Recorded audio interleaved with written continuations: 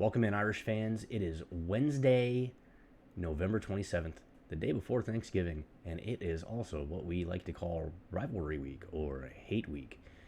What does that mean? That means Notre Dame's playing USC in Los Angeles this weekend. We don't like to call them by that name.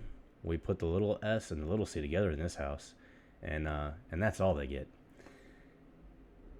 Anyway, what are we going to see this weekend? Southern Cal, I got to say, they have had a very good defense this year, which is a little bit surprising considering last year they had one of the worst defenses in the country. And I mean absolutely one of the worst defenses in the country. They had a phenomenal offense riding behind Caleb Williams, and then of course they come and play us and we kind of ruin their season. And then they go and play UCLA, and UCLA even further ruins their season. Well, they beat UCLA last weekend in a rather close one, 19-13. It was kind of a field goal kicking battle.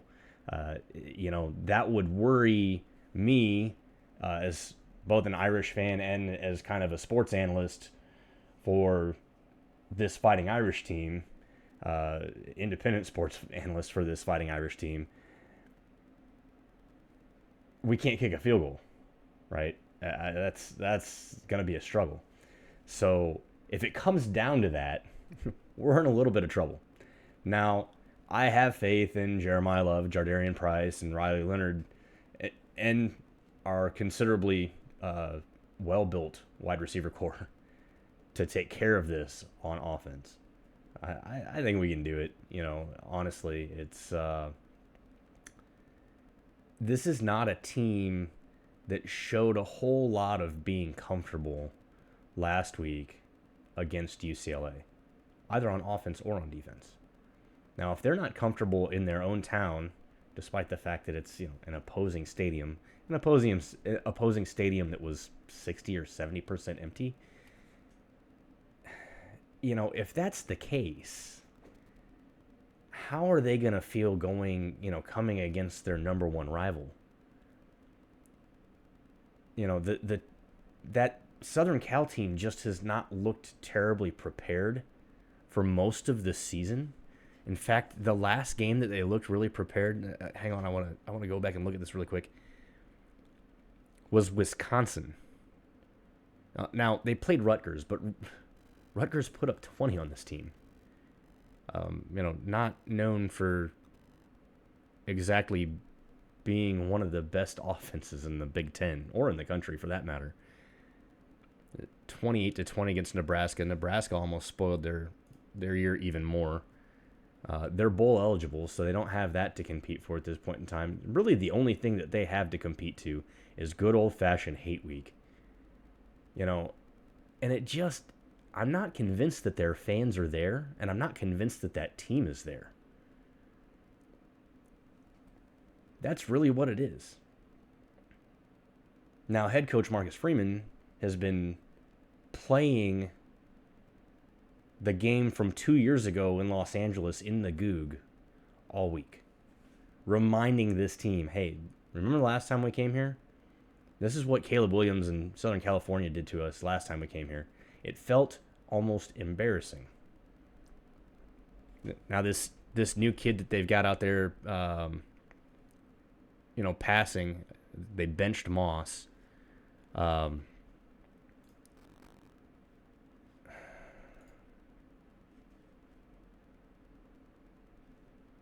Struggle a little bit with names. Anyway, he looked Mayava. He looked good against Southern Cal. He's a mobile quarterback. He can get it done with his feet. He's probably not. Mayava's probably not the best passer on that team, and that's why he didn't start. But they put a mobile quarterback in because Moss just really wasn't getting it done with his feet, and because he couldn't get it done with his feet, he had no escapability. Was going to cause problems against this Notre Dame defense, or with this Notre Dame defense that really likes to get in the backfield and disrupt things. Honestly, I think they've moved their problems to a new address by moving from Moss to Mayava, when it comes to playing Notre Dame, because our secondary will take care of business if the ball is thrown off target. The Notre Dame secondary will absolutely take care of business if the ball is thrown off target. So I don't have a whole lot of concern there either. I do think that they put up a few more points. Well, I think they put up more points outside of garbage time than the other schools that we've played, but our defensive efficiency, I think, stands through this game. I don't see a way they put up more than 17 against us, honestly. And then, of course, so we get back to the question of, can our offense score? If Riley Leonard, Jardarian Price, and Jeremiyah Love play with the intensity and our offensive line, I don't want to discredit our offensive line. I don't want to discredit our tight ends. I don't want to discredit our wide receiving core, right? It's an 11-man game. So they've all got to play well. But if those three guys play with the intensity that they played with last week against Army, and the rest of the line comes out there, and the rest of the wide receiving core comes out and gets it done there, and our tight ends come and get it done, if everybody plays with the intensity that they played with last week against Army, we roll over this team. We beat this team by 2 or 3 scores. I just think that's the reality.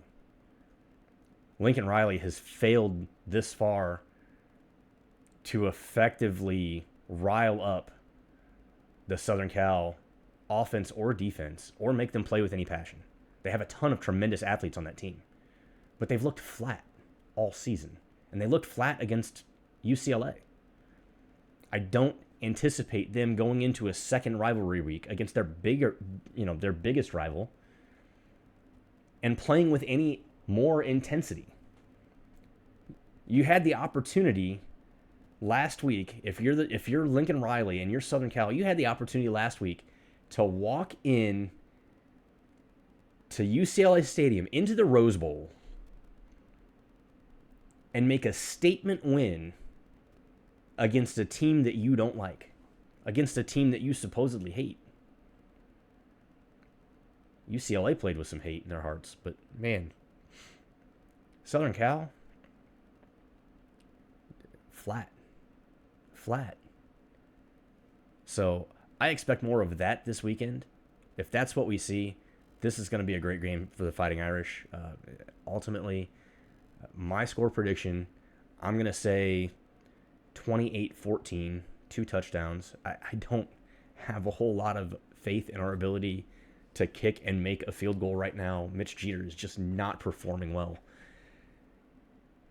That's got to improve, but that's the reality. Just the release on his kick, the angle of release on his kick is just, it's too low. That's why it keeps getting blocked, and something's got to get fixed there. And I think just some of it has to do with the injury that he's been suffering from for most of the season. So anyway, that's what I've got for you. Have a happy Thanksgiving. Keep looking up. Go Irish. Beat Trojans. See you Sunday.